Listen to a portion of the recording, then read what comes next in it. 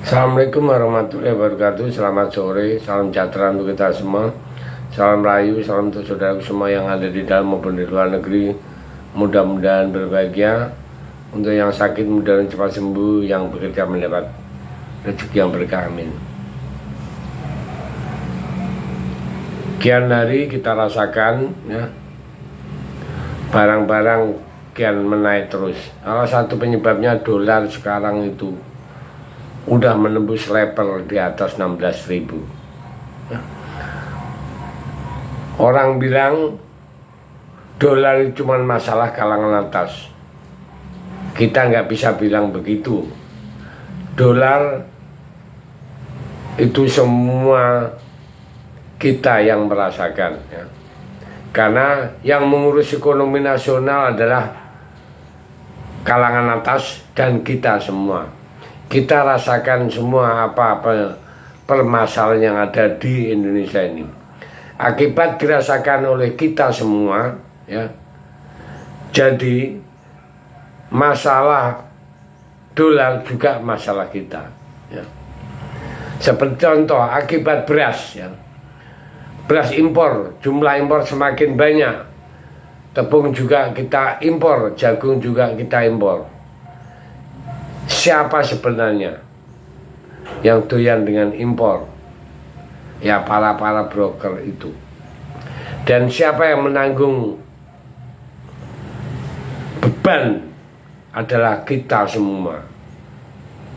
Jadi ini adalah masalah yang sangat krusial. Tapi kalau kita lihat seperti ini, tampaknya presiden kita ini sudah tidak melakukan apa-apa. Dia sudah seperti cuek bebek, tidak ada urusan sama sekali. Mungkin dia pikir bahwa 6 bulan lagi dia sudah tidak jadi presiden. Jadi mata uang menguat dan melemah itu tidak terpikirkan sama sekali. Yang dipikirkan bagaimana menyelamatkan anaknya lepas dari Mahkamah Konstitusi. Adapun penyebabnya, ada 3 faktor penyebab melemahnya mata uang itu ya. Jadi yang pertama, prospek investasi negara yang bersangkutan. Prospek investasi sebuah negara dipengaruhi oleh kestabilan politik, kestabilan ekonomi dan suku bunga bank sentral ya.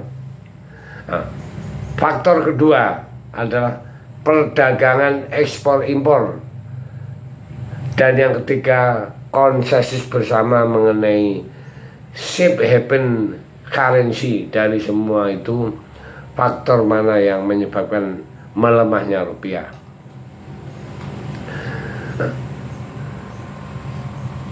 Bagaimana prospek investasi di Indonesia ya?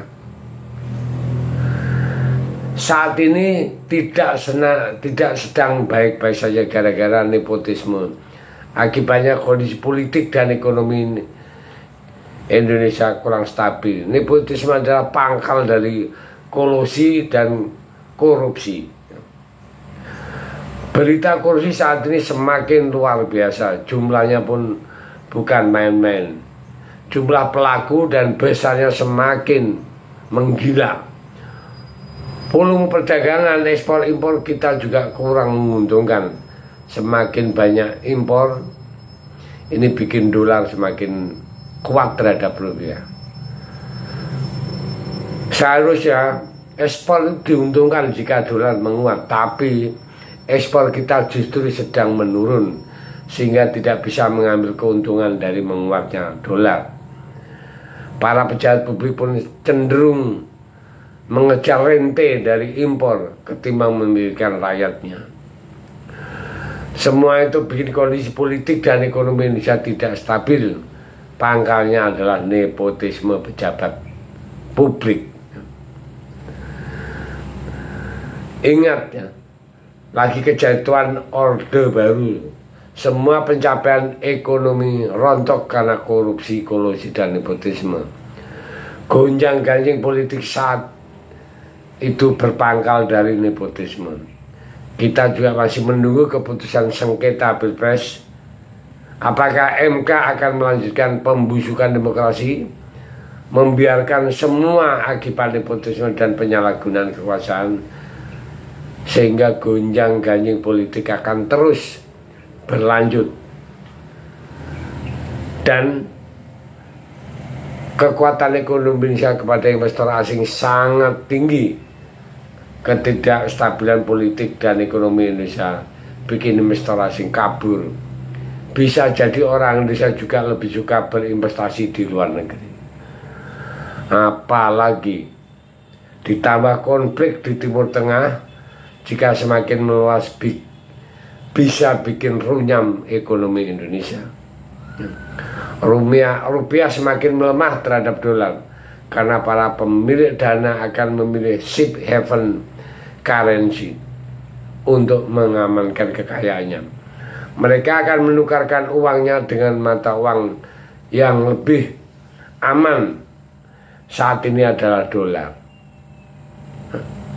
Jadi mata uang yang paling aman dan kuat dari mata uang negara-negara yang sudah stabil itu adalah dolar.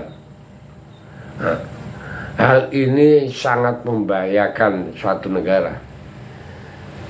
Kalau sampai rupiah ditinggalkan, itu semakin melemah. Jangan lupa banyak warga Indonesia yang bukan pegawai dan gaji bulanan. Bagaimana juga dengan pekerja harian, pekerja honorer, dan usaha kecil yang penghasil hariannya tidak menentu.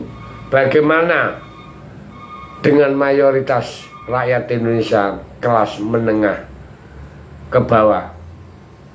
Dia bukan penerima bansos. Banyak rakyat mulai pusing memikirkan tagihan bulanan dan utang, pemikiran biaya sekolah anaknya. Itu akan menjadi masalah yang sangat rumit. Kalau kepala negara sendiri sudah tidak memikirkan gonjang-ganjing politik ini, gonjang-ganjing ekonomi ini, terus siapa yang akan memikirkan rakyat Indonesia? Ya. Dan ini akan berlanjut kalau sengketa Pilpres ini nggak selesai-selesai. Kestabilan kian hari kian tambah membesar. Maka dari itu kita semua harus hati-hati dengan kondisi negara kita ini tidak baik-baik saja. Ya. Bersiap-siaplah, ikat pinggang agar supaya negara ini bisa aman melalui gonjang-ganjing yang saat ini berlangsung. Terima kasih, Merdeka.